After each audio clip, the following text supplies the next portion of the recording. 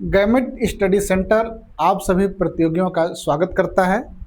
हम लोग UP PGT में इतिहास विषय में पूर्व वर्षों में आए हुए प्रश्नों पर डिस्कशन कर रहे हैं और आज हम लोग वर्ष 2013 की निरस्त परीक्षा में जो प्रश्न आए हैं उन प्रश्नों पर चौथी क्लास करेंगे। आप सबको विदित है कि हमारा जो है डिस्कशन करने का उद्देश्य क्या है, एथेंटिक आंसर प्राप्त करना। साथ में क्या करना है कि जब उन प्रश्नों का हम लोग विश्लेषण करते रहें तो उसके साथ जो नए प्रश्न बन रहे हैं उन पर ध्यान केंद्रित करना, ताकि आगामी परीक्षा में वो प्रश्न आते हैं तो हम निश्चित तौर पर सही करें। हम लोग अपनी क्लास प्रारंभ करते हैं उससे पहले आप सभी लोग गैमेट स्टडी सेंटर के यूट्यूब चैनल को सब्सक्राइब कर दीजिए और जिन लोगों ने सब्सक्राइब किया है वह सब लोग शेयर कर दें, ताकि जो है आपके जितने परिचित हैं, आपके जितने भी दोस्त हैं जो तैयारी कर रहे हैं, उनको गैमेट स्टडी सेंटर द्वारा प्रदान किए जा रहे कंटेंट को आसानी से प्राप्ति हो सके। तो चलिए हम लोग अब अपनी जो है क्लास प्रारंभ करते हैं। आज जो है चौथी क्लास है वर्ष 2013 की। उसके अंतर्गत हम जो है आज क्वेश्चन नंबर 76 लेते हैं। गौतम बुद्ध ने अपना प्रथम धर्मोपदेश दिया था। ऑप्शन है वैशाली में, बी है सारनाथ में, सी है बोधगया में, डी है राजगृह में। तो कहाँ पर अपना पहला धर्मोपदेश दिया था? तो इसका उत्तर क्या होगा? सारनाथ है। ऑप्शन बी इसमें सही है, जिसे ऋषिपत्तनम भी कहते हैं। अब इनसे जुड़ी हुई कहानी को हम लोग समझ लेते हैं। हम लोगों को ये पता है कि महात्मा बुद्ध ने जो है अपना घर छोड़ा था, गृह त्याग किया था और ज्ञान की तलाश में गए थे। तो ज्ञान की तलाश में वो जब उरुवेला गए थे, उरुवेला जब गए थे वहां पर 5 ब्राह्मणों के साथ तपस्या प्रारंभ की, ज्ञान प्राप्त की, खोज की। ये 5 जो ब्राह्मण थे इनके नाम जान लिए जाएं। कौंडिन्य,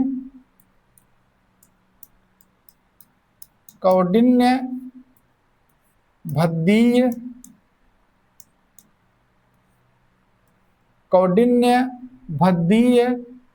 वाप, अज, अस्सजी। ये 5 ब्राह्मण थे। ये महात्मा बुद्ध के साथ में उर्वेला में तपस्या कर रहे थे, कठोर तपस्या में रत थे, ज्ञान प्राप्त करना चाह रहे थे। लेकिन इसी समय हुआ क्या, एक व्यापारी थी, उनकी पुत्री सुजाता ने क्या किया, खीर लाया और उस खीर को जो है महात्मा बुद्ध ने ग्रहण किया। इससे ये 5 ब्राह्मण खिन्न हो गए और खिन्न होने के बाद ये 5 जो है उर्वेला से बुद्ध का साथ छोड़ करके सारनाथ आ गए। कहाँ पर आ गए? सारनाथ आ गए, जिसको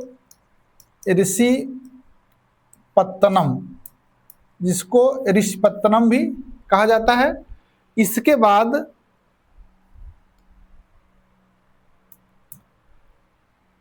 जो बुद्ध उर्वेला में थे, बुद्ध वो आ जाते हैं बोधगया में। बोधगया में आ जाते हैं और यहाँ जो है बोधगया में निरंजना नदी के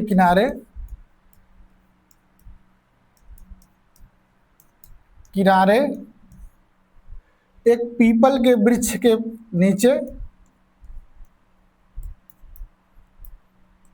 के नीचे तपस्या करने लगते हैं। यहीं पर इनको वैशाख पूर्णिमा की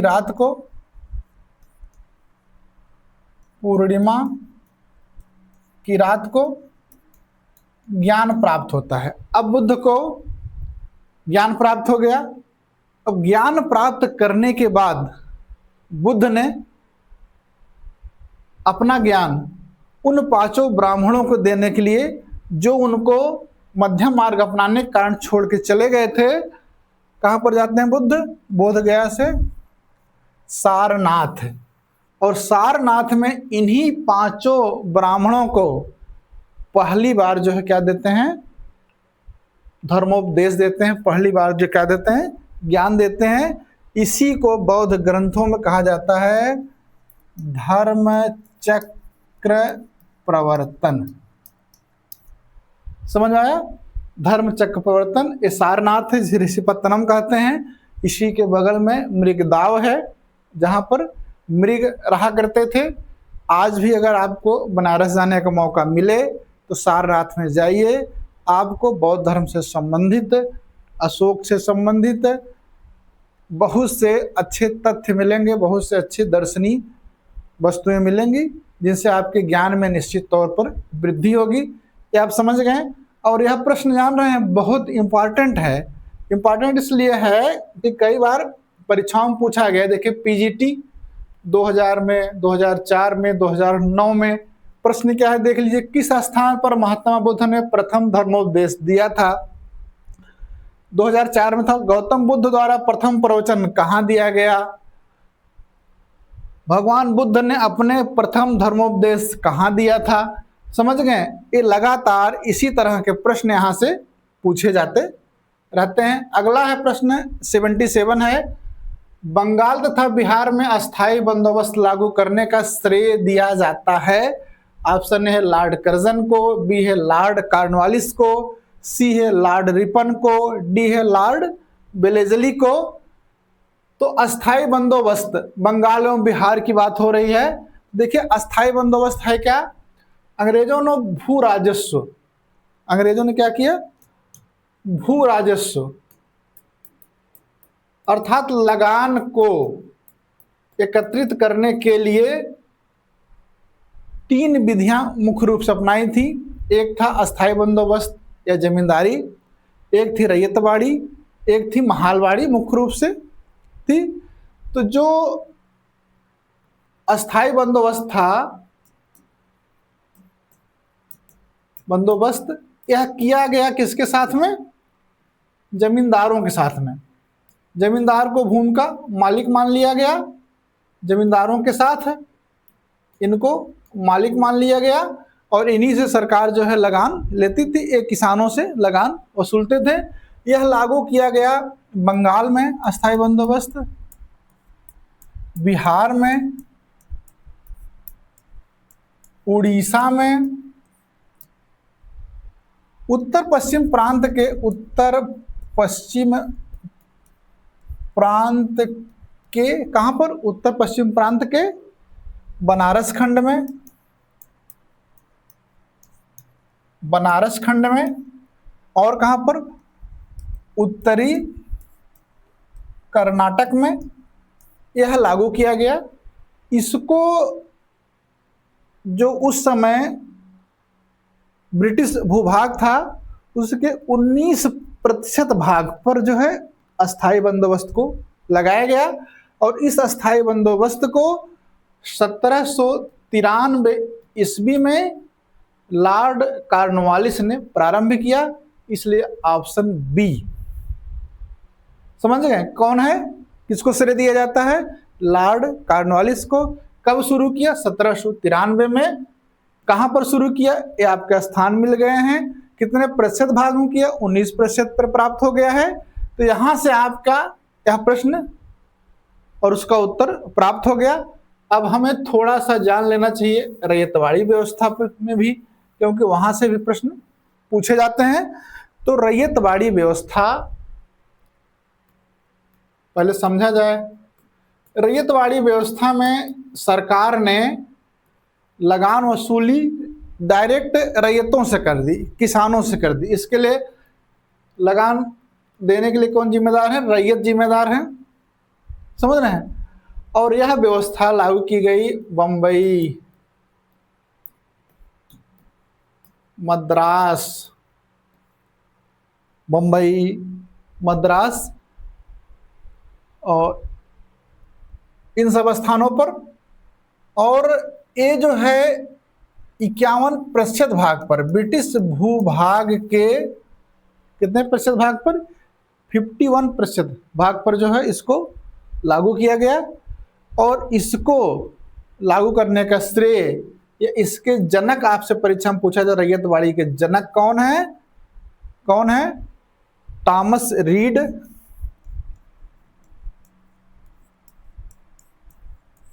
व मुनरो।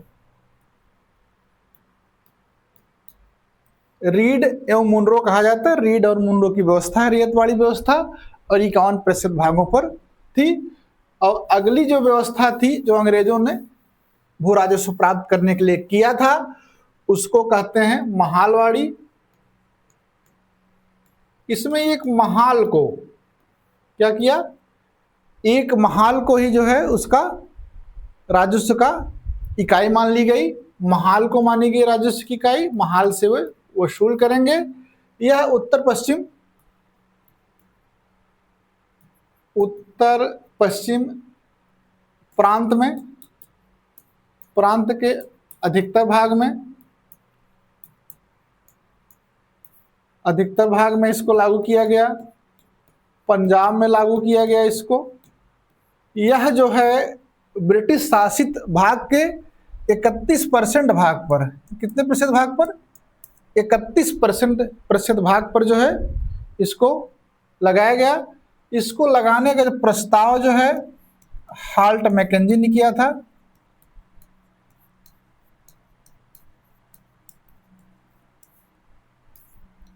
प्रस्ताव किसने किया था?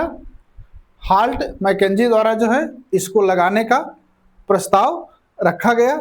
समझ रहे हैं? इस तरह से जो आपने जो है 3 भूधृतियां या भू राजस्व वसूली के अंग्रेजी द्वारा तैयार किए गए तरीकों को देख लिया। यह पहले भी क्वेश्चन आ चुका है। अब देखिए आप पीजीटी प्लेलिस्ट में आइए 2003 में, 2009 में। 3 में क्या आया था? ईस्ट इंडिया कंपनी के शासनकाल में लागू अस्थायी बंदोबस्त के साथ किस गवर्नर जनरल का नाम जुड़ा है, यही क्वेश्चन था। बंगाल में अस्थायी बंदोबस्त से क्या हुआ? अस्थायी बंदोबस्त के परिणाम, लाभ और हानि की बात इस प्रश्न में की जा रही है। आगे चलिए, क्वेश्चन नंबर 78 है, गुर्जर प्रतिहार नरेश राज्यपाल की हत्या के लिए जो चंदेल राजा जिम्मेदार था। ऑप्शन ए कीर्तिवर्मन, बी है यशोवर्मन, सी है धंग, डी है विद्याधर। राज्यपाल गुर्जर प्रतिहार शासक थे। 1018 में, 1018 ईस्वी में क्या हुआ? महमूद गजनवी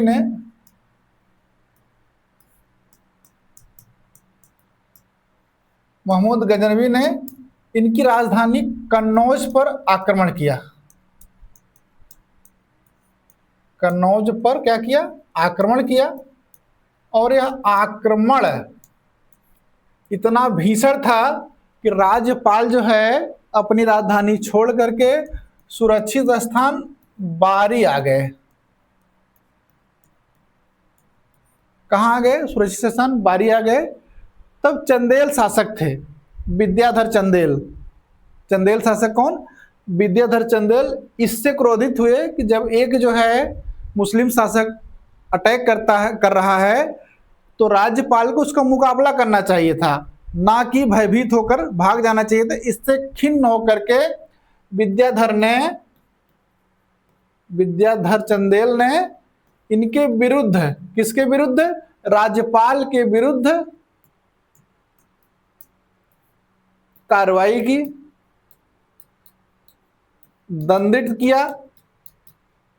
और विद्याधर के एक सामंत कछवाहा वंशी, विद्याधर के एक सामंत कौन थे? कछवाहा वंशी। अर्जुन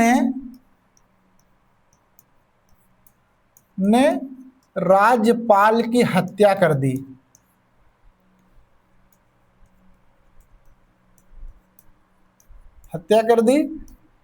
अर्जुन कौन था? विद्याधर का सामंत था। दंडित कौन करना चाहता था? विद्याधर करना चाहता था। इसलिए राज्यपाल की हत्या का जिम्मेदार कौन होगा? चंदेल शासक विद्याधर चंदेल। इसलिए इसमें विकल्प डी जो है आपका सही विकल्प होगा। आइए देखते हैं। गुर्जर प्रतिहार शासक राज्यपाल के काल में 1018 ईस्वी में महमूद गजनवी ने कन्नौज पर आक्रमण किया, जिससे बचने के लिए वह कन्नौज छोड़कर बारी भाग गया।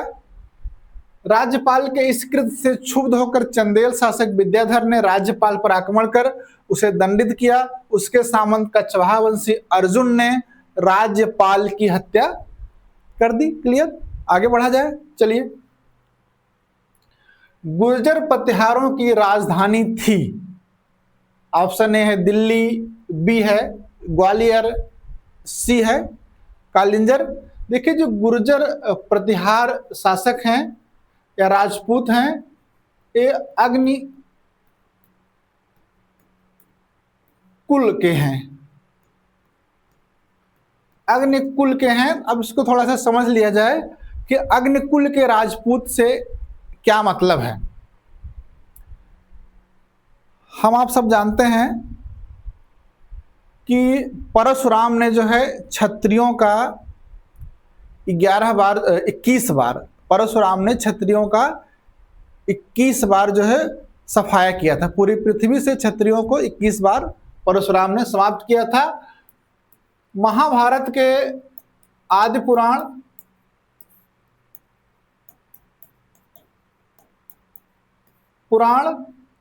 और आदि पर्व, महाभारत के आदि पर्व और भागवत पुराण के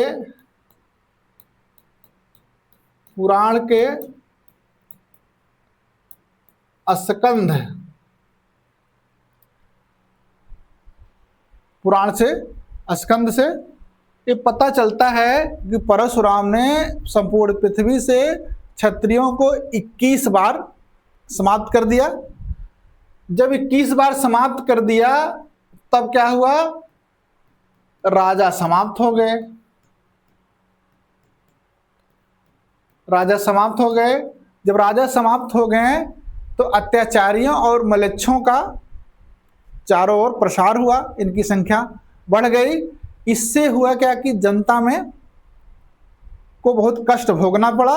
तो यहीं पर आती है अग्निकुंड की थ्योरी, जिसको अग्निकुल की थ्योरी कहते हैं। दिया किसने था? चंद्रवरदाई ने।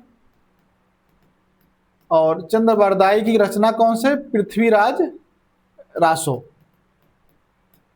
पृथ्वीराज रासो में इन्होंने जो है ये थ्योरी दी और बताया कि जब जो है पूरी पृथ्वी म्लेच्छों के अत्याचार से जो है त्रस्त हो गई, तो पृथ्वी का त्राण करने के लिए, उसे राहत देने के लिए गुरु वशिष्ठ ने आबू पर्वत पर एक यज्ञ किया। यज्ञ में अग्निकुंड बना और इस अग्निकुंड से 4 क्षत्रिय पैदा हुए। ये जो 4 क्षत्रिय थे, इसमें थे परमार, प्रतिहार, चौहान एवं चौलुक्य। तो आपकी परीक्षा में ये पूछा जा सकता है, अग्निकुल से जो 4 क्षत्रिय उत्पन्न हुए हैं, तो एक गायब कर देगा, कोई दूसरा नाम दे देगा। अब पूछेगा अग्निकुल से कौन कौन उत्पन्न हुए हैं, या आबू पर्वत पर जो यज्ञ हुई थी उससे कौन कौन उत्पन्न हुए हैं। तो एक कहानी थी, हम एक बात कर रहे थे कि प्रतिहार शासक जो है किससे उत्पन्न हुए हैं? अग्निकुंड से। इतनी बात हो गई। अब जो प्रतिहार हैं, इनके आदि पूर्वज जान लिया जाए। इनके जो आदि पूर्वज हैं, आदि पुरुष हैं, ये हैं हरिश्चंद्र। अगर कभी पूछ ले प्रतिहारों के आदि पूर्वज कौन है? हरिश्चंद्र। उसके बाद इनके जो शासक आते हैं वो है नागभट्ट। नागभट्ट प्रथम। और नागभट्ट प्रथम को प्रतिहार वंश का संस्थापक माना जाता है। ये परीक्षा में पूछा जाता है प्रतिहार वंश के संस्थापक कौन थे। हमको उत्तर में क्या लगाना है, नागभट्ट प्रथम लगाना है, नागभट्ट प्रथम लगाना है। इसने अरब से, अरबों से, जो अरब निवासी आए थे, अरब आक्रांत आए थे, अरबों से युद्ध किया।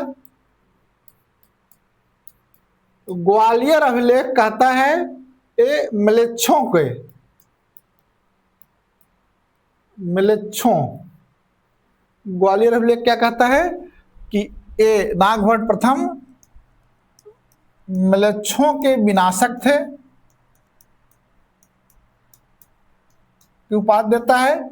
इनके बाद सत्ता आती है वत्सराज के हाथ में, और इन्हीं वत्सराज के समय में कन्नौज पर आधिपत्य के लिए, कन्नौज पर आधिपत्य के लिए त्रिकोणात्मक संघर्ष होता है। त्रिकोणात्मक संघर्ष या त्रिदलीय संघर्ष की जो कहानी हम लोग पढ़ते हैं, ये वत्सराज के समय में शुरू होता है। वत्सराज ने ही जो है वहां पर कन्नौज पर अटैक सबसे पहले किया था। वत्सराज के बाद में आते हैं शासक नागभट्ट द्वितीय आते हैं। इन्होंने ही कन्नौज को जीत करके, कन्नौज को जीत कर प्रतिहारों की राजधानी बनाया। किसने? नागभट्ट द्वितीय ने। अब प्रश्न पूछा है प्रतिहारों की राजधानी थी, आसानी से उत्तर दे लीजिए। ऑप्शन सी कन्नौज है। और आपको पता है कि हर्ष के समय से कन्नौज की महत्ता बढ़ने लगती है, और हर्ष के बाद में तो कोई भी शासक अगर उसका कन्नौज पर अधिकार नहीं है तो उत्तर भारत का चक्रवर्ती शासक कहलाने के योग्य नहीं है, ये आपको पता है। आइए, अग्निकुल के राजपूतों में सर्वाधिक प्रसिद्ध प्रतिहार वंश था, जो गुर्जरी की शाखा से संबंधित होने के कारण इतिहास में गुर्जर प्रतिहार कहा गया। इस वंश के आदि पुरुष हरिश्चंद्र नामक राजा था। इस वंश का संस्थापक नागभट्ट प्रथम 730 से 756 ईस्वी था। इसने अरबों से लोहा लिया और पश्चिमी भारत में एक शक्तिशाली राज्य की स्थापना की। ग्वालियर प्रशस्ति में इसे म्लेच्छों का नाशक कहा गया है। इस वंश का चौथा शासक वत्सराज 780 से 805 ईस्वी था। इसे प्रतिहार वंश का वास्तविक संस्थापक वत्सराज को माना जाता है। इसी के समय से कन्नौज पर आधिपत्य के लिए त्रिकोणात्मक संघर्ष हुआ। इसके बाद नागभट्ट द्वितीय 800 से 833 ईस्वी राजा बना। उसने कन्नौज पर अधिकार करके उसे प्रतिहार साम्राज्य की राजधानी बना डाला। अब आपको पूरी तरह से क्लियर हो गया होगा कि प्रतिहारों की राजधानी कन्नौज कैसे बनी। अगला प्रश्न है 80 निम्नलिखित घटनाओं का सही कालानुक्रम क्या है।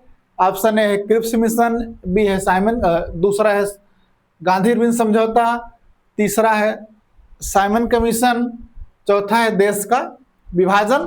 तो इसको समझते हैं। सबसे पहले इसमें से क्या है, देखिए साइमन कमीशन जो है हुआ क्या था, 1919 का जब एक्ट बना था तो उसमें प्रावधान था कि 10 वर्ष बाद इसकी समीक्षा के लिए एक आयोग बनेगा। लेकिन सरकार जल्दबाजी में थी तो उन्होंने 1927 में एक आयोग बनाया 1919 को समीक्षा के लिए, और वह आयोग जो है 1928 में भारत आया और उस आयोग ने 1930 में रिपोर्ट दी। रिपोर्ट का ए है, आने का ए है, समझ गए। इसने जो रिपोर्ट दी 1930 में, उस रिपोर्ट की समीक्षा के लिए गोलमेज सम्मेलन, उस रिपोर्ट को कैसे लागू किया जाए उस पर वार्ता के लिए क्या हुआ, ब्रिटेन में लंदन में गोलमेज सम्मेलन हुआ। और उस समय जो है गांधी के नेतृत्व में समन्वय अवज्ञा आंदोलन चल रहा था। तो सबने अवज्ञा आंदोलन को समाप्त करने के लिए और गोलमेज सम्मेलन में कांग्रेस को शामिल करने के लिए 1931 में गांधी इरविन समझौता हुआ। उसके बाद 1942 में जब द्वितीय विश्व युद्ध चल रहा था, ब्रिटेन जो है हार रहा था, तब उसने भारतीयों से सक्रिय सहयोग के लिए स्टेफर्ड क्रिप्स के नेतृत्व में एक मिशन भेजा था 1942 में, जिसे क्रिप्स मिशन कहते हैं। और देश का विभाजन आप सबको पता है 15 अगस्त 1947 को हुआ था। अब इसको हम लोग मिला लेते हैं। तो सबसे पहले साइमन कमीशन, उसके बाद गांधी इरविन समझौता, उसके बाद क्रिप्स मिशन, उसके बाद देश का विभाजन। 3, 2, 1, 4। ये देखिए डी वाला विकल्प देखिए क्या लिखा है, 3, 2, 1, 4 क्लियर कट लिखा है इसमें। आगे चलें। क्वेश्चन है 81 है, मुगल काल में चित्रकला का प्रारंभ किया था। ऑप्शन ए है अकबर ने, बी है हुमायूं, सी जहांगीर से और डी है शाहजहां से। ये प्रश्न समझिए क्या कर रहा है, चित्रकला का प्रारंभ कब होता है ना। देखिए बाबर अपनी पुस्तक तुजु के बाबरी में यह बताता है कि विहजाद जो फारस आया था, जिसको पूर्व का राफेल कहते हैं, उसके समय बाबर के समय जो है भारत आया था। अपनी तुजु के बाबरी में बाबर इसको अग्रगण्य चित्रकार मानता है। लेकिन जो चित्रकला का प्रारंभ करने का श्रेय, चित्रकला की नींव डालने का श्रेय हुमायूं को है। किसको है? हुमायूं को है। तो इसमें हम लोग ऑप्शन बी मार रहे हैं, सही कर लें। तो ऑप्शन बी क्या है? हुमायूं है। अब देखते हैं कैसे है। हुमायूं जो है 1539 चौसा, 1540 बेलग्राम या कन्नौज के युद्ध में पराजित होकर वो निर्वासित हो जाता है, निर्वासित होता है। उसी निर्वासन के दौरान उसको फारस के 2 चित्रकार मिलते हैं। एक है मीर सैयद अली, दूसरे हैं अबू समद। इन्हीं दोनों ने मुगल कालीन चित्रकला की नींव रखी। मीर सैयद अली ने और अबू समद ने। मीर सैयद अली को बाबर ने उपाधि दी थी। कौन सी उपाधि दी थी मीर सैयद अली को? नादिर उल अस्र। इसका मतलब होता है युग का मोती।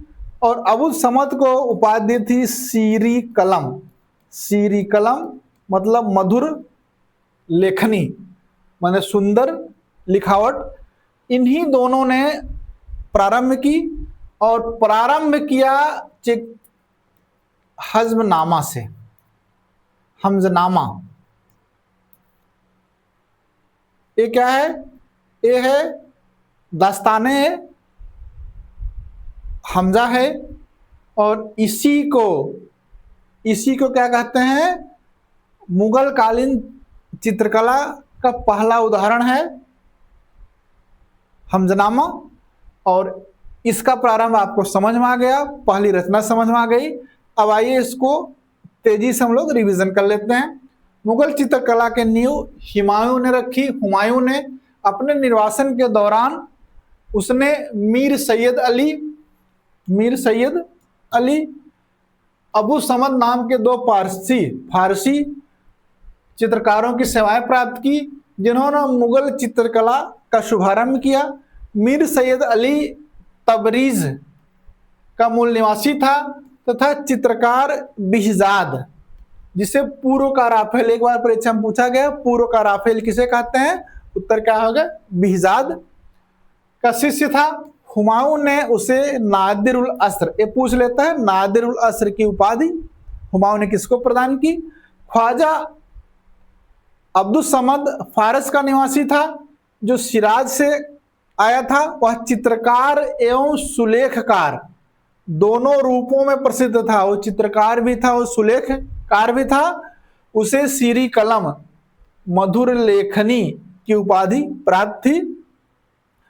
अबू समस ने ही हुमायूं और अकबर को चित्रकारी सिखाई। अगर पूछ ले हुमायूं और अकबर को चित्रकारी किसने सिखाई, अबू समद ने। अकबर ने उसे 400 का मनसबदार बनाया। 1578 में उसे फतेहपुर सीकरी टकसाल का प्रमुख बनाया और 1587 में मुल्तान का दीवान बनाया। ये अलग अलग प्रश्न पहले जो पीसीएस परीक्षा सब्जेक्ट की होती उसमें पूछा गया है। अकबर ने मुल्तान का दीवान किस चित्रकार को बनाया है, एक बार प्रश्न पूछा गया है। 400 का मनसब किसको प्रदान किया था और सीकरी में टकसाल का प्रमुख किसको बनाया था, अब्दुल समद को। मुगल चित्रकला शैली में चित्रित सबसे प्रारंभिक और महत्वपूर्ण चित्र संग्रह है हमजनामा है, जो दास्ताने अमीर हमजा के नाम से प्रसिद्ध है। ये है क्या, अरबी में लिखित तथा फारसी में अनुवादित एक अर्ध पौराणिक अरब महाकाव्य है। अमीर हमजा को पैगंबर साहब के चाचा मानने पर इतिहासकारों मतभेद है। अमीर हमजा को पैगंबर साहब का चाचा माना जाता है, लेकिन इसमें जो है इतिहासकारों में मतभेद है, एक मत पर नहीं है। सर्वप्रथम मीर सैयद अली के निरीक्षण में इस कार्य को सौंपा गया, लेकिन उसको पूर्ण ख्वाजा अब्दुल समद ने कराया। लगभग 100 चित्रकारों ने इसके निर्माण में योगदान दिया। इसके निर्माण में कुल 15 वर्ष लगे। 360 कहानियां, 1400 या 2400 चित्रित पृष्ठ हैं जो 17 जिल्दों में आए हैं। ये सारे चित्र लीनेन कपड़े पर चित्रित हैं। कपड़े पर चित्रण की एकमात्र पांडुलिपि है, कपड़े पर चित्रण की एकमात्र पांडुलिपि है। हमजनामा चित्रावली को मुगल कला का उद्गम ग्रंथ माना जाता है। जो हमजनामा है इसी से मुगल चित्रकला का उद्गम माना जाता है। इसके सभी चित्र अहस्ताक्षरित तथा उन पर कलाकारों के नामों का अंकन नहीं किया गया है। हमजनामा पांडुलिपि के चित्रों की विशेषता भी जान लीजिए। विदेशी या विजातीय पेड़ पौधों और उनके रंग बिरंगे फूल पत्तों, फारस के रहने वाले उसका निरीक्षण कर रहे थे, ज्यादातर चित्रकार उधर के ही थे, इस तरह प्रभाव आना स्वाभाविक था।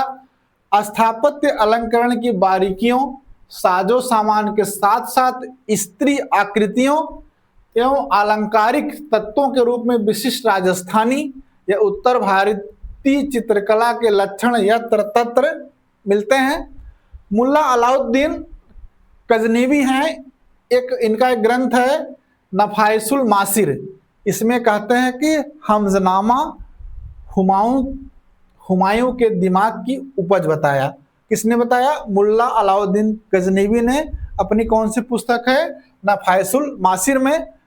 अब हमजनामा पहली चित्रित पांडुलिपि नहीं है। अब आप समझिए, ये मुगल चित्रकला के ढंग की पहली चित्रित पांडुलिपि तो है, लेकिन ये भारत की पहली चित्रित पांडुलिपि नहीं है, क्योंकि इससे पहले ही 1400 ईस्वी में मालवा के पाक शास्त्र की कृति है नियामतनामा का चित्रांकन हो चुका था। ये नोट कर लीजिए, अपवाद है। हमें मानते हैं कि हमजनामा से क्या हुआ था, मुगल चित्रकला का प्रारंभ हुआ था, लेकिन हमजनामा जो है वो पहली चित्रित पांडुलिपि नहीं है। पहली चित्रित पांडुलिपि कौन सी है, नियामतनामा है, जिसको 1400 ईस्वी में ही मालवा में ना चित्रांकित करा लिया गया था। आगे आइए, 82 है सती प्रथा पर पाबंदी किसने लगाई। ए है लॉर्ड वारेन हेस्टिंग ने, बी है लॉर्ड कर्जन ने, सी है लॉर्ड विलियम बेंटिंग ने, डी है लॉर्ड कैनिंग ने। प्रसिद्ध प्रश्न है, कई बार पूछा गया है। तो सती प्रथा पर पाबंदी किसने लगाई? सती प्रथा का मतलब आप समझते हैं। सती प्रथा इसमें होता क्या था, अगर कोई स्त्री है उसका जब पति मर जाता था तो उसकी चिता पर उसकी पत्नी को भी अपना प्राण त्यागना पड़ता था, उसको जलाया जाता था। यह बहुत क्रूर और अमानवीय प्रथा थी। इसको समाप्त करने के लिए भारत में बहुत से शासकों ने प्रयास किया। फिर जब कंपनी का शासन आया तो कॉर्नवालिस, मिंटो, हेस्टिंग ने भी प्रयास किया, उनको सीमित सफलता भी मिली। बाद में भारत के नवजागरण के अग्रदूत थे राजा राम मोहन राय।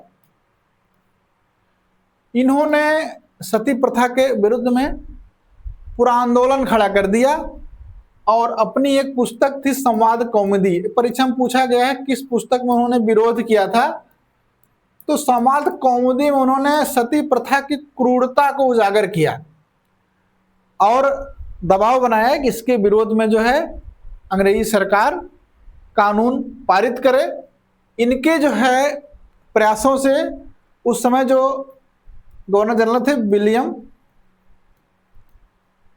बेंटिंग ने सती प्रथा के विरोध में एक कानून बना करके परिषद में रखा और वह कानून जो है 4 दिसंबर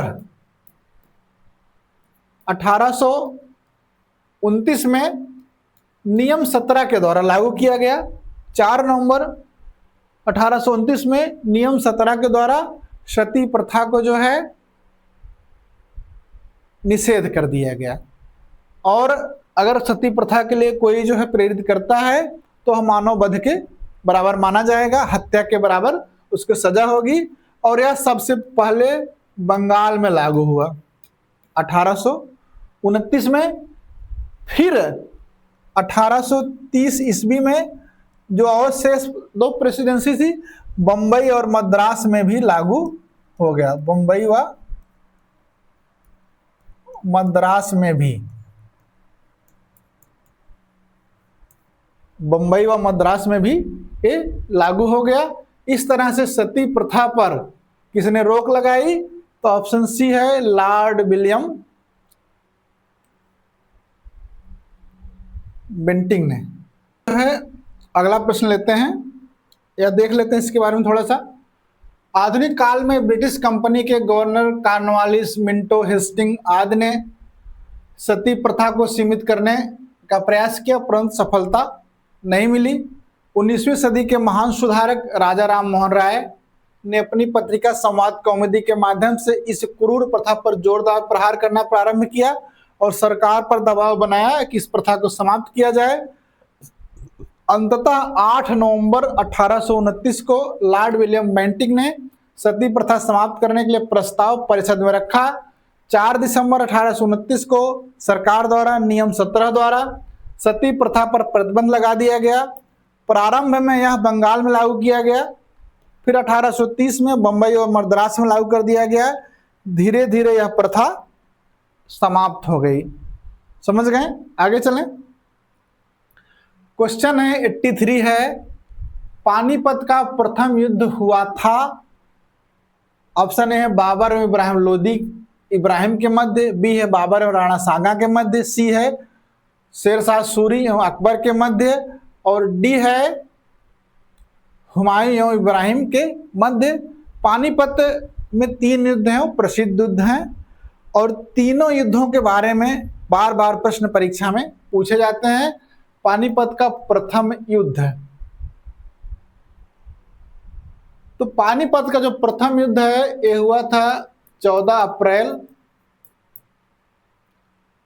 1526 ईस्वी में। और किसके किसके बीच हुआ था? बाबर और इब्राहिम लोदी के बीच। अब ऑप्शन में आइए। ऑप्शन ए है यही करेक्ट है, ऑप्शन ए इसका क्या है, एक करेक्ट है, क्योंकि इसमें दिया हुआ है। अब हम लोग दूसरा और तीसरा युद्ध भी जान ले किसके किसके बीच हुआ था।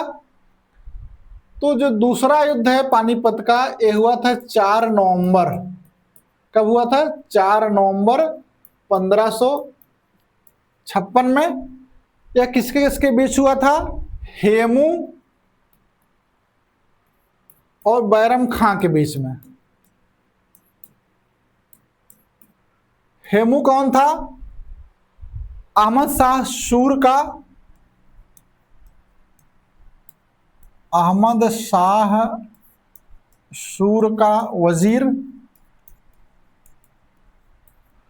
बैरम खां कौन था? अकबर का वकील।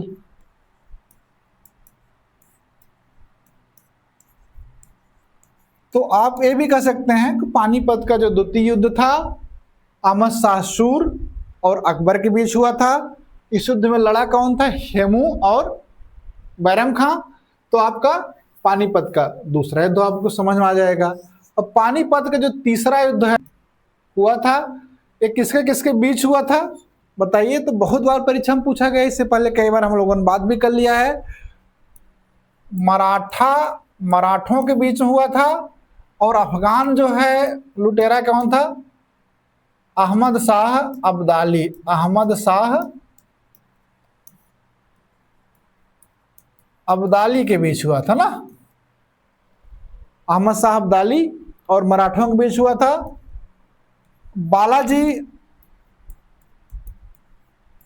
बाजीराव पेशवा थे। बाजीराव पेशवा थे। और इस युद्ध का नेतृत्व करता इनका पुत्र था विश्वासराव,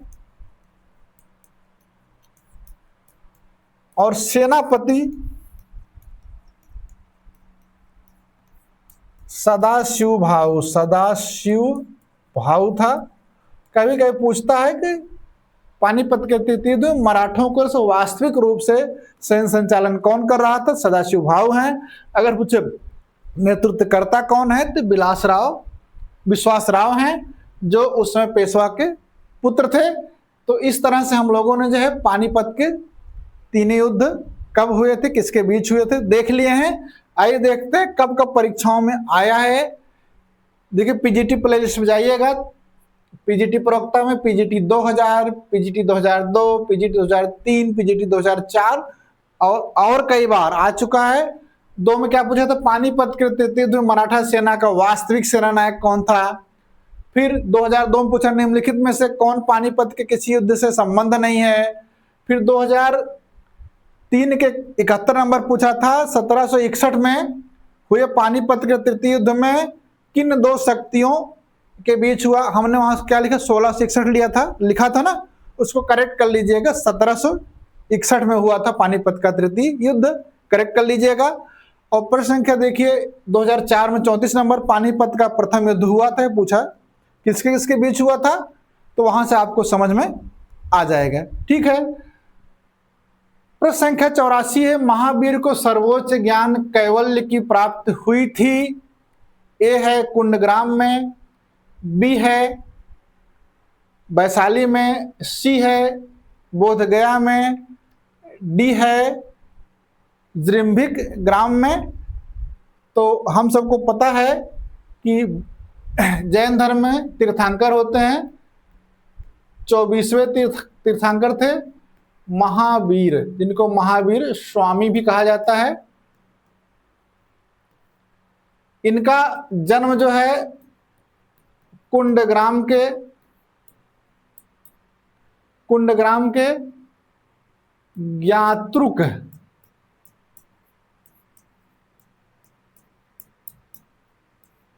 छत्री परिवार में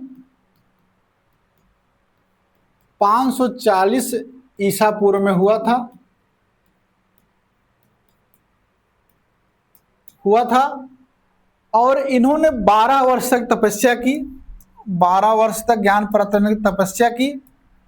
जब 12 वर्ष तपस्या की तो इनकी उम्र हो गई 42 वर्ष की उम्र में जृंभिक जिरिम्भिक गांव में रिजुपालिका नदी के किनारे, रिजुपालिका नदी के किनारे, नदी के तट पर साल वृक्ष के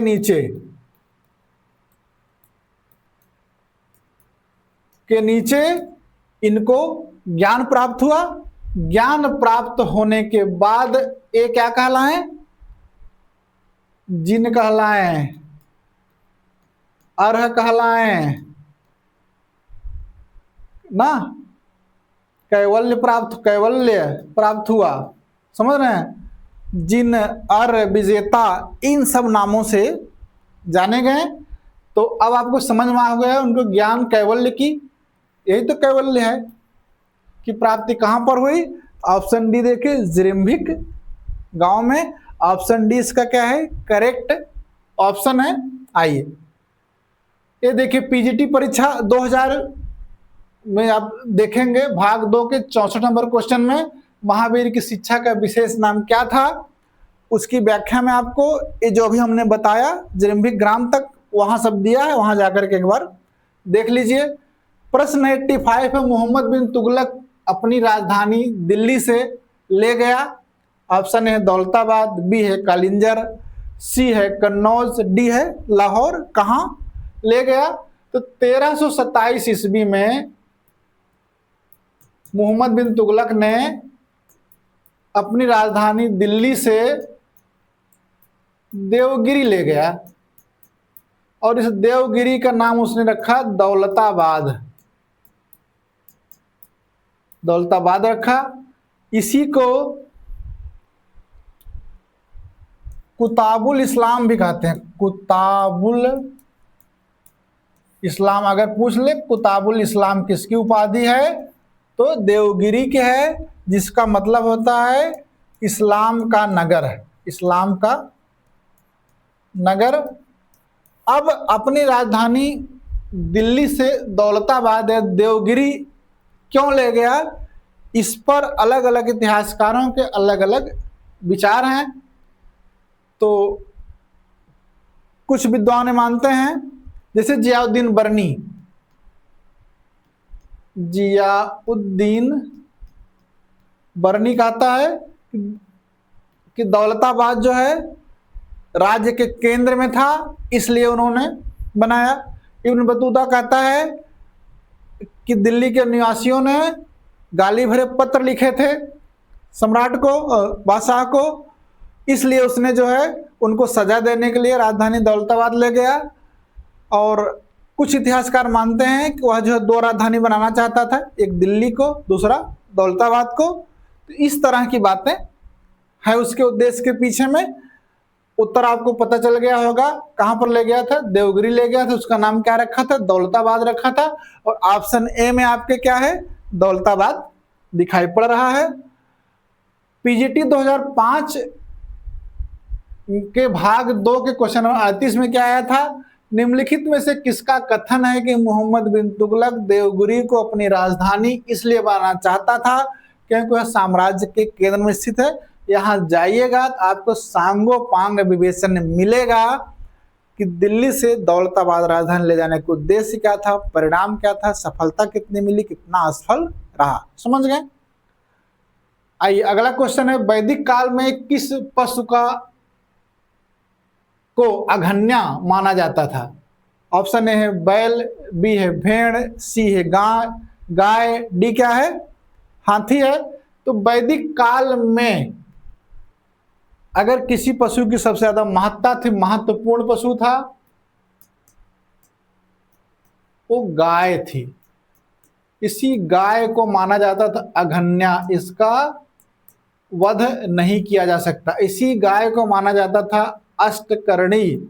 अष्टकर्णी का मतलब है जिसके कान छिदे हुए हैं या कान पर जो है 8 का चिन्ह बना हो, कान पर 8 का चिन्ह बना हो। इसका इतना महत्व था कि ऋग्वेद में 176 बार गाय का उल्लेख है। समझ रहे हैं? और गाय से जुड़े हुए शब्दों का निर्माण हुआ है। जैसे गोपत माने धनी व्यक्ति,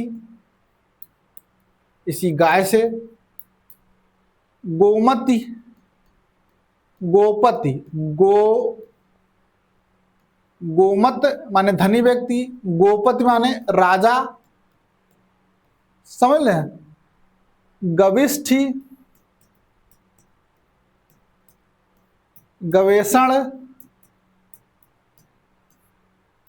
गम्य, गव्य, ये सब किसके लिए है?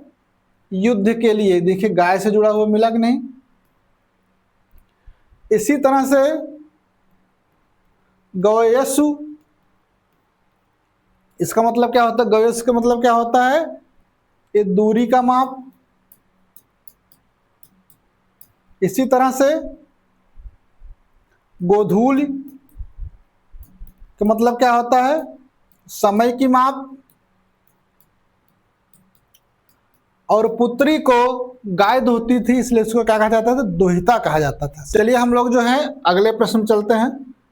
ये देखिए पीजीटी 2009 में एक प्रश्न पूछा था, युद्ध के लिए ऋग्वेद में किस शब्द का प्रयोग किया गया है? वहां जब व्याख्या की जा रही थी तो गाय के महत्व पर वहां पर चर्चा की गई है, देख लीजिएगा।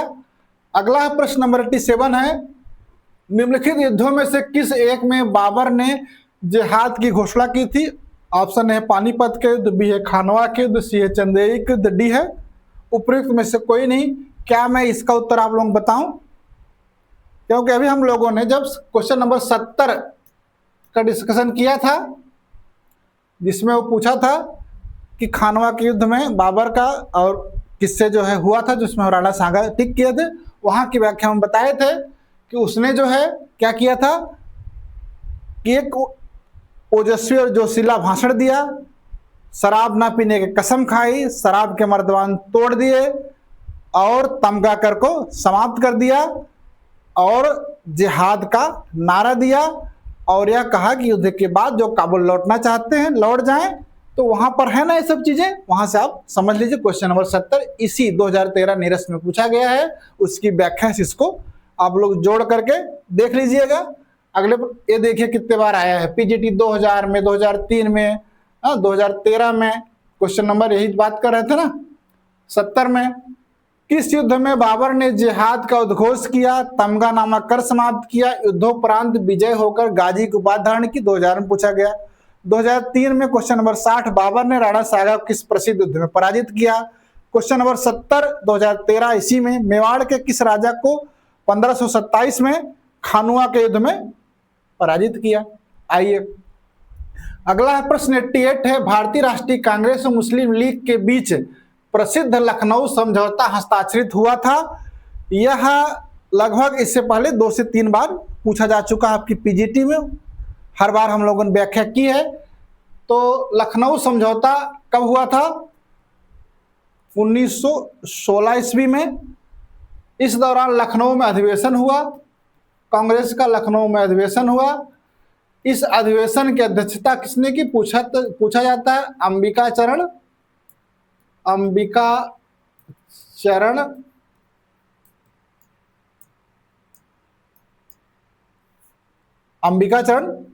मजूमदार, यही तो किए थे अध्यक्षता। इसमें किसके प्रयासों से पूछा जाता है कि लखनऊ समझौता हुआ था? एनी बेसेंट और बाल गंगाधर तिलक के प्रयासों से क्या हुआ था? कांग्रेस और मुस्लिम लीग के मध्य समझौता हुआ था, के मध्य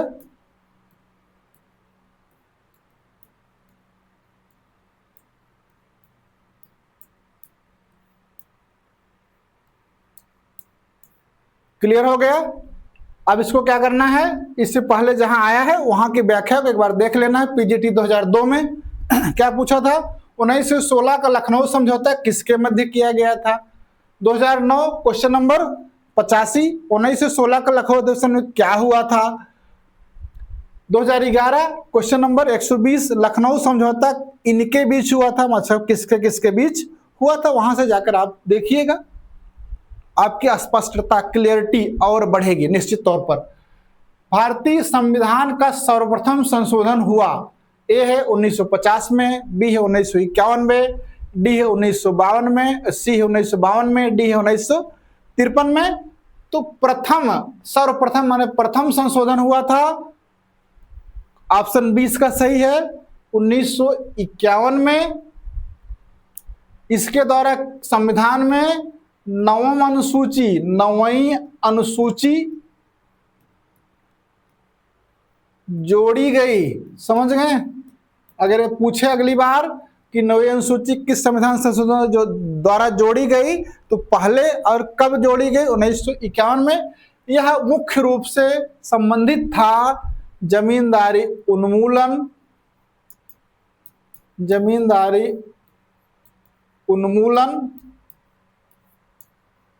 ये मुख्य रूप से संबंधित था किससे? जमींदारी उन्मूलन और भूमि सुधार से।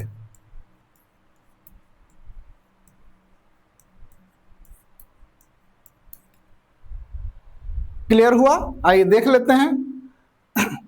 भारतीय संविधान का प्रथम बार संशोधन 1951 में किया गया। इससे संविधान में नौवीं अनुसूची जोड़ी गई। इस संशोधन द्वारा जमींदारी उन्मूलन और भूमि सुधार कानूनों की न्यायिक समीक्षा से बाहर किया गया। न्यायिक समीक्षा करके इसको समाप्त नहीं किया जा सकता है। आइए अगला प्रश्न है क्वेश्चन नंबर 90। निम्नलिखित में से किस तिथि को मुस्लिम लीग ने सीधी कार्रवाई दिवस हेतु सुनिश्चित किया? ऑप्शन है 14 अगस्त 1946, 12 अगस्त 1945, 14 अगस्त 1944, 16 अगस्त 1946। सीधी कार्रवाई दिवस, डायरेक्ट एक्शन डे। हुआ क्या था? कैबिनेट मिशन प्लान आया, जिसमें तक संविधान सभा बनाई जाएगी। कैबिनेट मिशन प्लान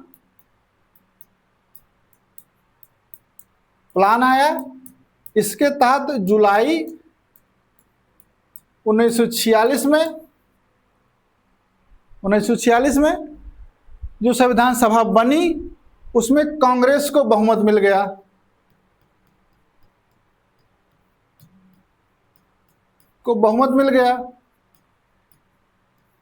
तो अगस्त जो है 1946 में वायसराय ने अंतरिम सरकार बनाने के लिए पंडित जवाहरलाल नेहरू को आमंत्रित किया। अंतरिम सरकार के लिए जो 8 सितंबर को बनती है। जब पंडित जवाहरलाल नेहरू को अंतरिम सरकार के लिए आमंत्रित कर लिया गया, तब जिन्ना को लगा कि उनकी पाकिस्तान की मांग तो नहीं मानी जाएगी। तो उन्होंने कहा जिन्ना के नेतृत्व में कि अगर पाकिस्तान की मांग नहीं मानी जाती है तो अब हम लोग करेंगे सीधी कार्रवाई। और सीधी कार्रवाई के लिए उन्होंने सीधी कार्रवाई दिवस का चुनाव किया। वह दिवस था 16 अगस्त 1946। और आपके देखे ऑप्शन डी में देखिए 16 अगस्त 1946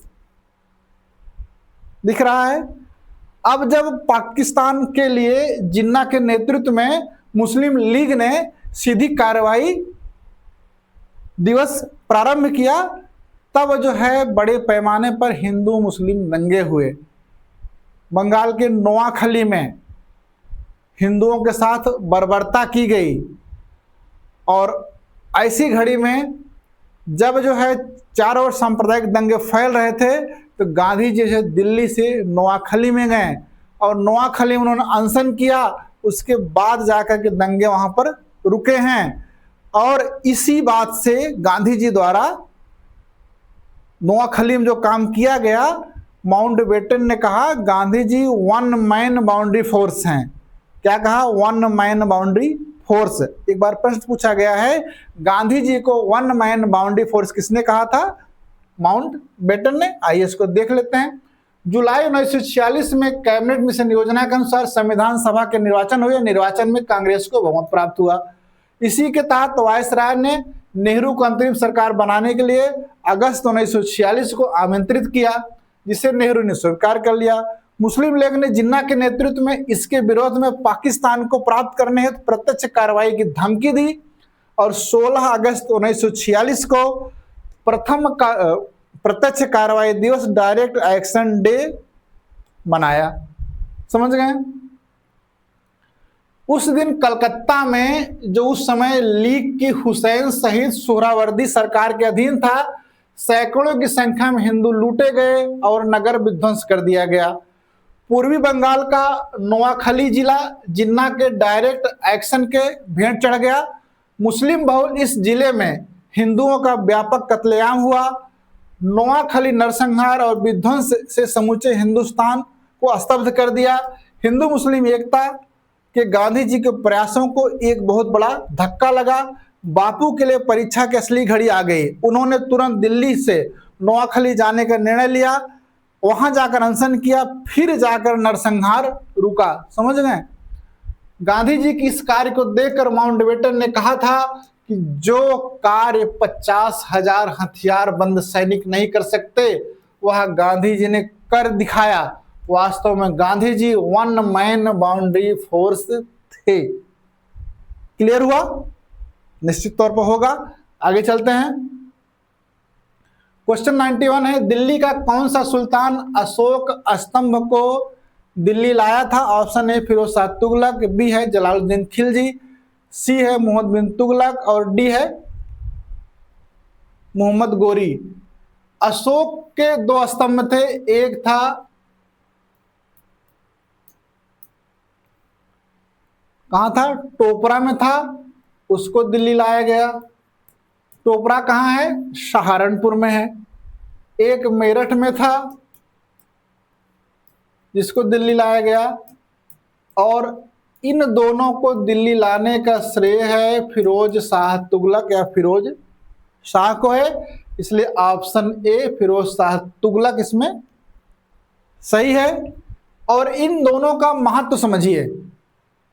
टोपरा दिल्ली जो स्तंभ है, ये पहला था जिसे 1837 में जेम्स प्रिंसिप ने पढ़ा था।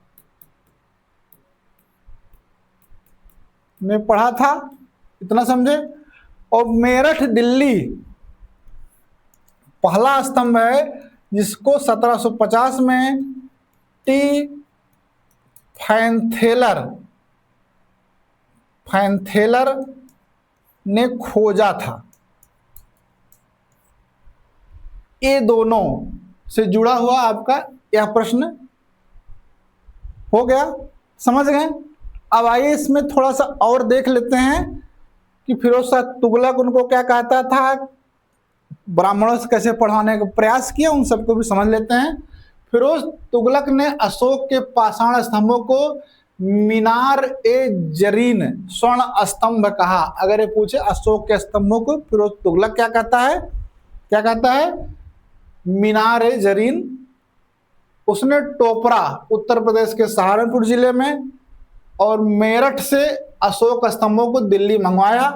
सर्वप्रथम फिरोज तुगलक ने ही दिल्ली के ब्राह्मणों से अशोक के अभिलेखों को पढ़वाने का असफल प्रयास भी किया। शम्स ए सिराज अफीफ, जो उसके समय 12 वर्ष का था, बताता है कि फिरोज ने एक स्तंभ फिरोजाबाद के कोटला में और दूसरा पहाड़ी पर शिकार गाह में खड़ा करवाया। कहां पर वो लाकर रखवाया वो बात बताता है। अशोक स्तंभ को फिरोज शाह की लाट कहते हैं। इसका क्या क्या नाम दिखा गया? फिरोज शाह की लाट, भीमसेन की लाट, दिल्ली शिवालिक लाट, सुनहरी लाट आदि नामों से भी जाना जाता है अशोक स्तंभ को जो वहां पर रखा गया है। क्या क्या? फिरोज शाह की लाट, भीमसेन की लाट, दिल्ली शिवालिक लाट और सुनहरी लाट के नाम से भी जाना जाता है। क्लियर हुआ? आगे चलें। क्वेश्चन नंबर 92 है, भारतीय राष्ट्रीय कांग्रेस अधिवेशन कहां हुआ था? ऑप्शन ए है कलकत्ता, बी है मद्रास, सी है मुंबई, डी है पूना। अब कौन सा पूछ रहा है इससे तो क्लियर नहीं हो रहा है। इससे यही लग रहा है प्रथम अधिवेशन की बात की जा रही है। तो प्रथम अधिवेशन कहां हुआ था? सबको पता है, बंबई में। कब हुआ था? 31 दिसंबर 1885 में बंबई के गुरु तेजपाल संस्कृत विद्यालय में इनका अधिवेशन हुआ था, जिसमें 72 लोग उपस्थित थे। एओ ह्यूम के नेतृत्व में ना कांग्रेस का गठन हुआ। और जो अधिवेशन हुआ था उस अधिवेशन के पहले अध्यक्ष थे डब्ल्यू सी बनर्जी पहले अध्यक्ष भी बने, और ए क्या थे, ए ह्यूम सचिव थे। तो इसमें आप देखिए बंबई है, ऑप्शन सी आपको सही उत्तर मिल गया है। इसको और डिटेल में देखना है तो आपको क्या करना पड़ेगा, पीजीटी प्रवक्ता प्लेलिस्ट 2000 में जाइए। क्वेश्चन नंबर 49 है, कांग्रेस का जन्म सेफ्टी वाल के रूप में हो रहा है, निम्न में से किसका कथन है? जो बेडनबर्ग का कथन है। बेडनबर्ग ने किसके बारे में कहा था कि डफरिन की दिमाग की उपज है, सेफ्टी वाल के रूप में भारत में जो आंदोलन खड़ा होने वाला है उसके लिए एक पासवे दे रहे हैं सेफ्टी वाल के रूप में। विलियम बेडनबर्ग जो ह्यूम के क्या थे, जीवनीकार थे। अगला है प्रश्न 93, बुलंद दरवाजे को अकबर ने अपनी किस विजय की स्मृति में निर्मित करवाया था? ऑप्शन ए है गुजरात, बी है खानदेश, सी है अहमदनगर, डी है बरार। तो अकबर ने जो है बुलंद दरवाजे का निर्माण, ऑप्शन ए है, अपनी गुजरात विजय की स्मृति में किया था। एक काम ये किया था, उसने सीकरी का नाम बदल करके फतेहपुर सीकरी कर दिया था, सीकरी कर दिया था। और फतेहपुर सीकरी में जो जामा मस्जिद थी उसके दरवाजे को उसने ऊंचा बनवाया था, उसी को कहते हैं बुलंद दरवाजा। समझ गए? अब आइए हम लोग समझ लेते हैं कि गुजरात की विजय अकबर के लिए महत्वपूर्ण क्यों थी और सबसे द्रुतगामी आक्रमण क्यों माना जाता है, और जो महत्वपूर्ण बिंदु हैं गुजरात विजय के संबंध में, आइए उसको सरसरी निगाह में देख लेते हैं। गुजरात विजय 1572 ईस्वी के निम्नलिखित कारण थे। नंबर 1, वैदेशिक व्यापार को गति देने के लिए यहाँ के भड़ौच बंदरगाह पर अधिकार अनिवार्य था। भड़ौच से कैम्बे इत्यादि जगहों पर बंदर जहाज जाया करती थी, इसलिए जरूरी था। पुर्तगालियों को नियंत्रित करना, क्योंकि हज यात्रियों को लूटते थे, पुर्तगाली को नियंत्रित करना चाहते थे। गुजरात समस्त मुगल विद्रोहियों का शरणस्थली बन गया था। अकबर एक अखिल भारतीय साम्राज्य निर्माण करने के इच्छुक था, अतः उसके इस अभियान को भी साम्राज्यवाद की परिधि में रखा जाना चाहिए। उसे गुजरात तक पहुंचने के लिए राजपूताना का पतन अनिवार्य था। मतलब वह साम्राज्य विस्तार, एक अखिल भारतीय साम्राज्य बनाना चाहता था, तो उसमें जैसे राजपूताना जाए उसी तरह से गुजरात भी एक कड़ी थी। इसी समय अकबर ने मुल्लाओं को वचन दिया था कि वह गुजरात में महदवी आंदोलन बंद करा देगा, परंतु विजय पश्चात उसने ऐसा कुछ भी नहीं किया।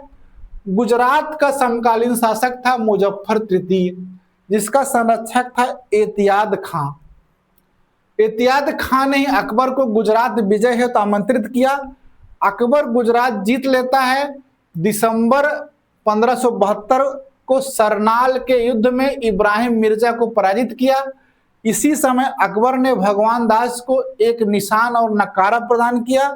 उसने मिर्जा अजीज कोका को गुजरात का सूबेदार बनाया और टोडरमल को गुजरात की लगान की व्यवस्था सौंपी। अकबर के आगरा पहुंचते ही वहां पुनः विद्रोह हो गया। गुजरात में अब्दुल्ला सुल्तानी के साथ भारमल को आगरा का प्रभारी बनाकर 9 या 11 दिनों में ही अकबर अहमदाबाद आ गया, जिससे विद्रोहियों की रीढ़ टूट गई। इसी समय अकबर ने पुर्तगाली वायसराय एंटोनियो द नोरोन्हा के दूत एंटिंटो काब्राल से कार्टज प्राप्त किया। एक प्रश्न बनता है कि कौन सा मुगल बादशाह था जिसने पुर्तगालियों से कार्टज, माने एक परमिट होता था जो समुद्र में व्यापार करने के लिए पुर्तगाली देते थे, उसको प्राप्त किया था? अकबर। इतिहासकार स्मिथ ने द्वितीय गुजरात अभियान को ऐतिहासिक द्रुतगामी आक्रमण, इतिहास में सबसे द्रुतगामी आक्रमण में कौन था? गुजरात का दूसरा अभियान। आरिफ कंदहारी के अनुसार खंभाइत में ही अकबर ने पहली बार समुद्र को देखा। और समुद्र क्या था? ओमान की खाड़ी, खंभात में ही देखा था। गुजरात विजय के उपलक्ष्य में अकबर ने सीकरी का नाम फतेहपुर सीकरी किया और इसी विजय की स्मृति में बुलंद दरवाजे का निर्माण कराया। क्लियर हो गया। गुजरात विजय के कारण, प्रक्रिया और कौन कौन से जुड़े प्रश्न निश्चित तौर पर क्लियर होंगे आपको। क्वेश्चन नंबर है 94, चंदेल साम्राज्य का जेजाक भुक्त नाम किस चंदेल राजा के नाम से उत्पन्न हुआ? ऑप्शन ए है जयशक्ति, बी है विजय शक्ति, सी है नन्नूक और डी कौन है? हर्ष। ठीक, तो चंदेल साम्राज्य का नाम जेजाक भुक्ति क्यों पड़ा? तो ऑप्शन ए इसमें टिक कर लीजिए, जय शक्ति के कारण। अब आपको समझते हैं जय शक्ति कौन थे। ये जो है तीसरे शासक थे। जय शक्ति का स्थानीय नाम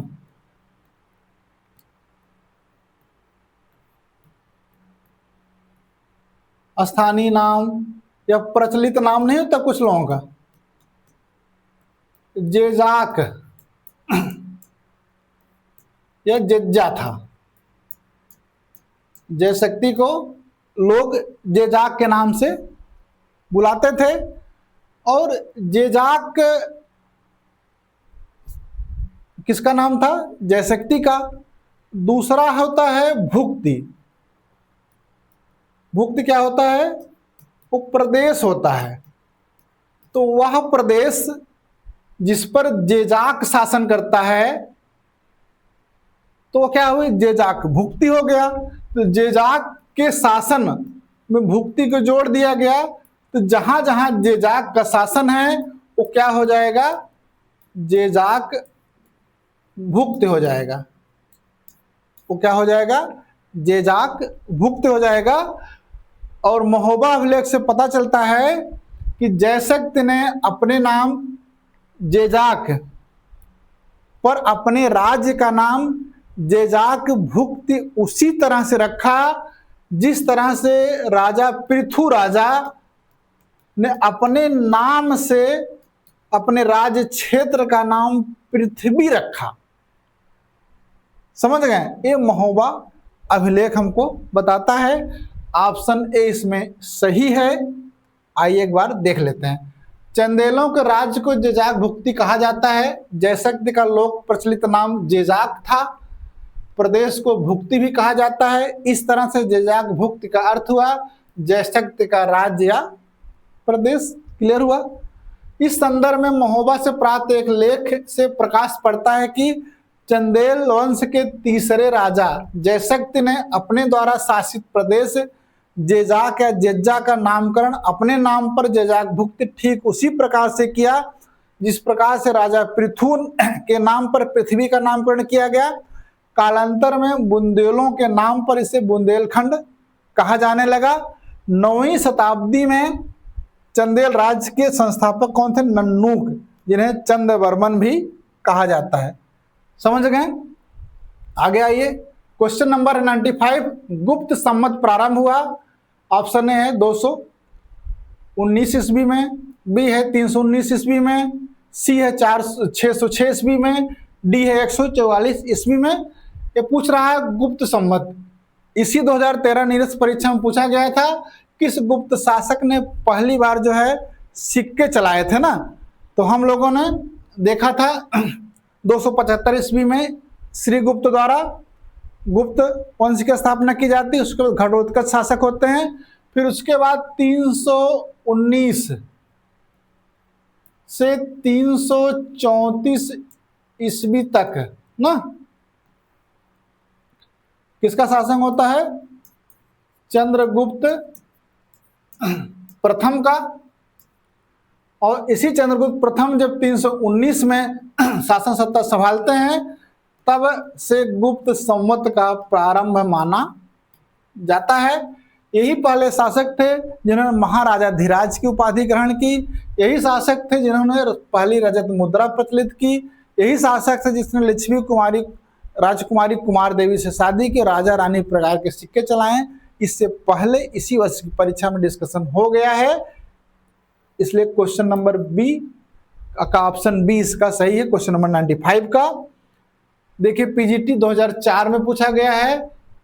भाग 2 क्वेश्चन नंबर 45 क्या है, गुप्त सम्मत को प्रारंभ करने का श्रेय किसे दिया जाता है। डिट्टो इसी क्वेश्चन को 2004 के बाद 2013 वाली निरस्त परीक्षा में कॉपी कर दिया गया था।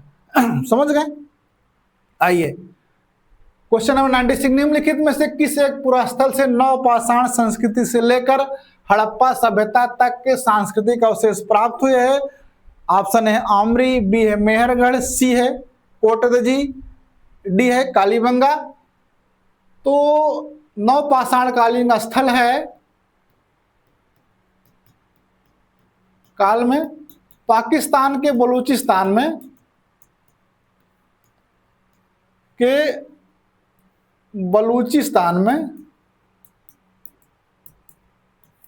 पाकिस्तान के बलूचिस्तान में मेहरगढ़ है जो 7000 बीसी का है, 7000 ईसा पूर्व का स्थल है। यहाँ पर जो है नवपाषाण से लेकर के हड़प्पा काल तक के सभ्यता के साक्ष्य, संस्कृति के साक्ष्य प्राप्त होते हैं। तो आपका ऑप्शन क्या हो जाएगा, ऑप्शन बी मेहरगढ़, यही आपका करेक्ट ऑप्शन हो जाएगा है। आइए देख लेते हैं।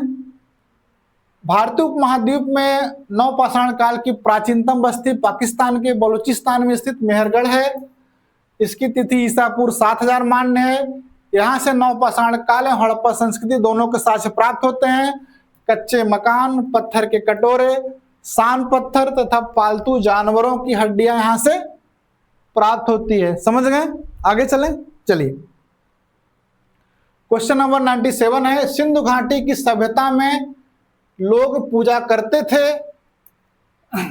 नंबर है पशुपति की, बी है इंद्र की, सी है ब्रह्मा की, डी है विष्णु की। इसी 2013 के निरस्त परीक्षा क्वेश्चन नंबर 1 में जाइएगा तो वहां से आपको ये चीज मिल जाएगी।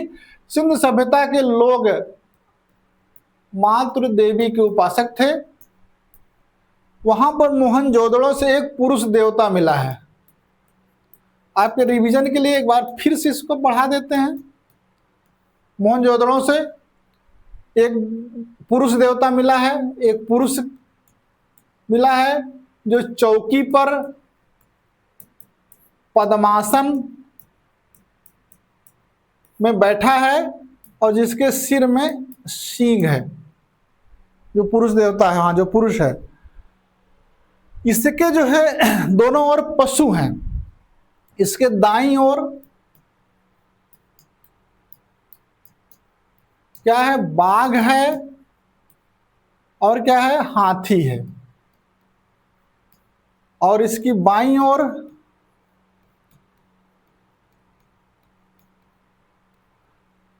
क्या है, भैंसा है और गैंडा है। इसको याद करने के दाएं बाएं में कि दाएं हमारा तगड़ा होता है तो वहां तगड़े पशु आगे, बाघ और हाथी आगे। दायां हाथ अमूमन ज्यादातर लोगों को थोड़ा सा दाएं से कमजोर होता है तो थोड़े कमजोर भैंसा और गैंडा आ गया। और नीचे जो है पैरों के पास में नीचे 2 हिरण बने हैं। मार्शल महोदय ने, किसने, मार्शल ने इसको क्या कहा कि आदि शिव का रूप है, योगेश्वर है, आदि शिव है। यही पशुपति पूजा, यही क्या है, शंकर की पूजा का प्राचीनतम साक्ष्य है।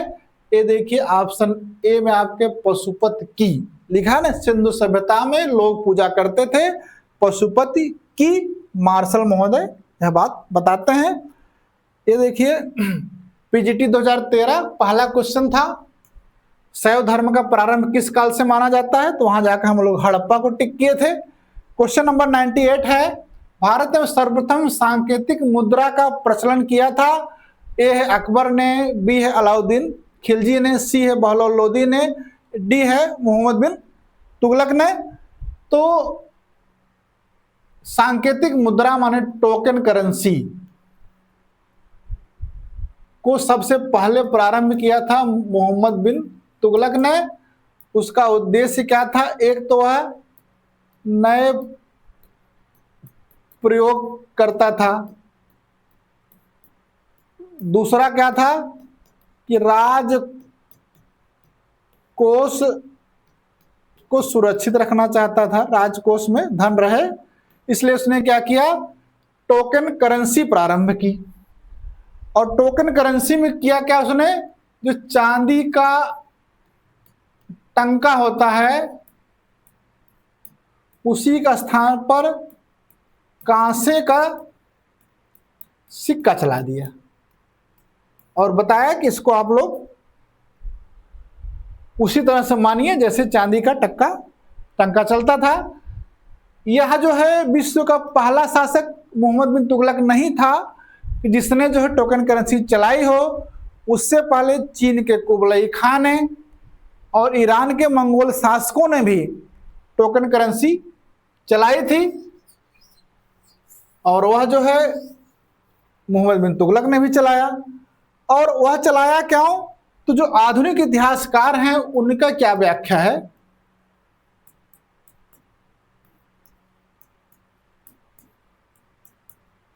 कहते थे उस समय जो है विश्व में क्या थी, चांदी की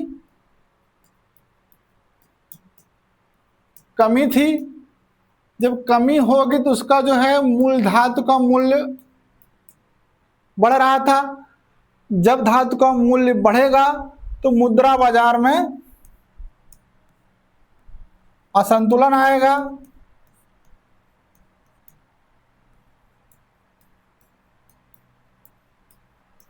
और मुद्रा बाजार में असंतुलन को रोकने के लिए, चांदी को संग्रहित करने के लिए, चांदी को संग्रहित करना जरूरी है। और चांदी को संग्रहित करने के लिए चांदी के स्थान पर कोई सिक्का जारी करना पड़ेगा, जिसको टोकन करेंसी के रूप में किसने जारी किया, मोहम्मद बिन तुगलक ने जारी किया। और मोहम्मद बिन तुगलक की ने जब जारी किया तो अब हुआ क्या कि लोगों ने टोकन करेंसी देना प्रारंभ किया, चांदी को अपने पास रखना प्रारंभ किया। और अब मार्केट में टोकन करेंसी आ गई। और ग्रेसम का अर्थशास्त्र आप लोग पढ़े होंगे कि बुरी मुद्रा जो है, जो अच्छी मुद्रा को चलन से बाहर कर देती है, तो यह जो है चलन से बाहर हो गई, चांदी बाहर हो गई। और अब लोग क्या करने लगे कि टोकन करेंसी में व्यापारी करना बंद कर दिए। इस पर विश्वास खत्म हो गया। जब विश्वास खत्म हो गया तो संप्रभुता और विश्वास पर ही टोकन करेंसी चलती है, तो वह चली नहीं। इसलिए मोहम्मद बिन तुगलक असफल हो गया। ऑप्शन डी हम देखिए, किसने प्रारंभ किया, मोहम्मद बिन तुगलक ने इसको प्रारंभ किया। आइए इसको जल्दी से देख लेते हैं। जियाउद्दीन बर्नी के अनुसार मोहम्मद बिन तुगलक ने नए प्रयोग करने की इच्छा से प्रेरित होकर राजकोष की दयनीय अवस्था के कारण चांदी के टंकों के स्थान पर सांकेतिक मुद्रा का प्रचलन किया। ये सिक्के कांसे के बने थे। इस तरह से मोहम्मद बिन तुगलक दिल्ली सल्तनत का पहला सुल्तान था जिसने 1330 ईस्वी में सांकेतिक मुद्रा का टोकन करेंसी का प्रचलन किया। इससे पहले चीन के कुबलई खान ने 1260 ईस्वी में, 1294 में ईरान के मंगोल शासन गैखात खां सांकेतिक मुद्रा का सफल प्रयोग कर चुके थे। आधुनिक इतिहासकारों के अनुसार अंतरराष्ट्रीय इंटरनेशनल मार्केट में चांदी के अभाव के कारण धातु का मूल्य निरंतर बढ़ रहा था, जिसके कारण मुद्रा प्रणाली में असंतुलन की संभावना थी। इसीलिए चांदी के भंडार सुरक्षित रखने, उसके स्थान पर सांकेतिक मुद्रा जारी करने का आदेश सुल्तान मोहम्मद बिन तुगलक द्वारा दिया गया। मोहम्मद बिन तुगलक की इस योजना का अंत असफलता में हुआ, क्योंकि बाजार में जाली सिक्के काफी मात्रा में आ गए। टीजीटी में एक प्रश्न बना है, असफल क्यों हुआ, उसमें था जाली सिक्कों का प्रचलन होने के कारण। बेईमान लोगों ने फायदे के लिए सिक्कों की नकल आरंभ कर दी और स्थिति गंभीर हो गई।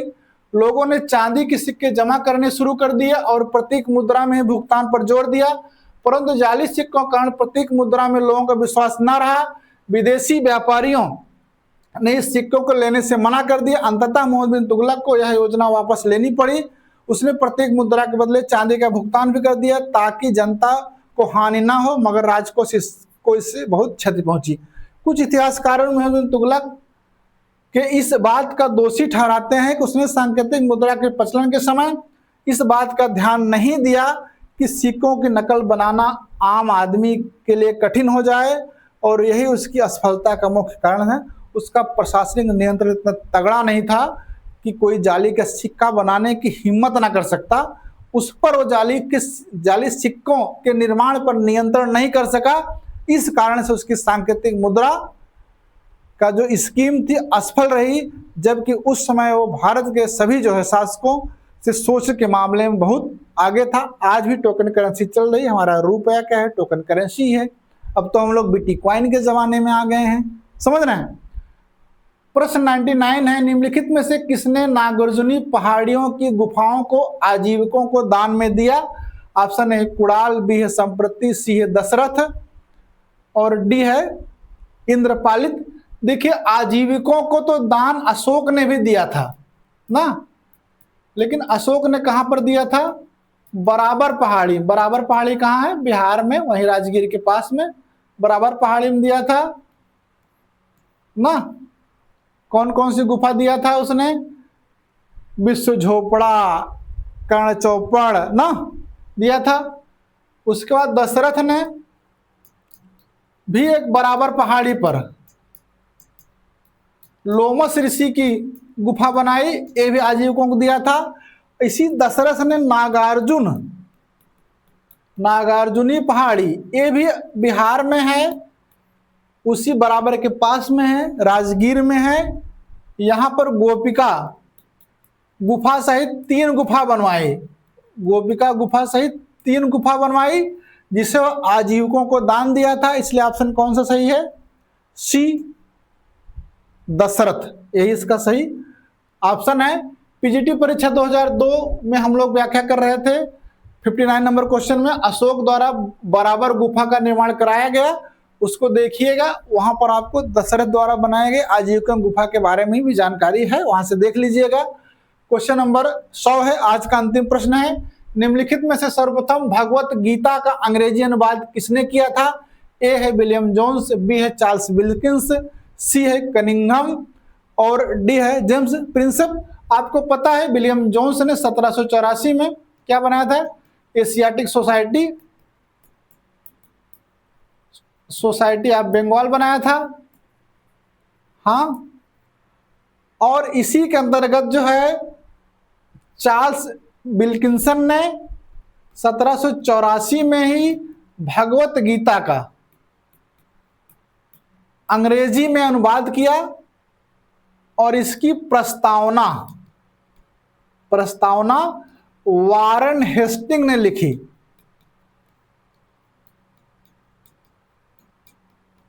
इसकी प्रस्तावना किसने लिखी? वारन हेस्टिंग ने लिखी। विल्किंस ने 1787 में हितोपदेश का भी, किसका? हितोपदेश का भी अनुवाद किया अंग्रेजी में। तो इस तरह से जो है देखिए इसमें चार्ल्स विल्किंसन होगा। और देखिए परीक्षा 2004, 2005, 2009, 2004 पीजीटी का 65 नंबर क्वेश्चन है, श्रीमद् भगवत गीता का अंग्रेजी में अनुवाद किस ब्रिटिश प्रशासक ने किया? वही डिट्टो यहाँ 2013 में ला दिए। 2005 के क्वेश्चन नंबर 21, सन 1784 में कलकत्ता में एशियाटिक सोसाइटी ऑफ बंगाल की स्थापना किसने की? यहाँ भी व्याख्या में जाएंगे तो आपको मिलेगा। और 2009 के प्रश्न संख्या 122, बंगाल की एशियाटिक सोसाइटी की स्थापना 1784 में कलकत्ता में किसने की? विलियम जोन्स ने की। वहां भी जाएंगे तो आपको जो है यही मिलेगा। समझ गए? इस तरह से हम लोगों ने जो है वर्ष 2013 पीजीटी निरस्त परीक्षा पर 4 क्लासों में 100 क्वेश्चन कर लिए हैं। 25 क्वेश्चन और बचे हैं जिसको हम अगली क्लास में पूरा कर लेंगे। तो क्लास पूरा करने से पहले वही परंपरागत निवेदन भी है कि आप लोग जो है अपना फीडबैक अवश्य दीजिए और फीडबैक लाइक और कमेंट के माध्यम से आप हमारे यूट्यूब चैनल पर दे सकते हैं। और आप लोग जो है अगर ये पसंद आ रहा है, अगर आपको लग रहा है कि आपके ज्ञान में वृद्धि हो रही है, तो निश्चित तौर पर गवर्नमेंट स्टडी सेंटर के यूट्यूब चैनल को शेयर करिए और ताकि ये इसका विस्तार हो और लोगों को अधिक से अधिक लाभ प्राप्त हो सके। आप सब लोगों ने जो है पूरे धैर्य तन्मयता से पूरी क्लास में बने रहे। आप लोगों को बहुत बहुत धन्यवाद।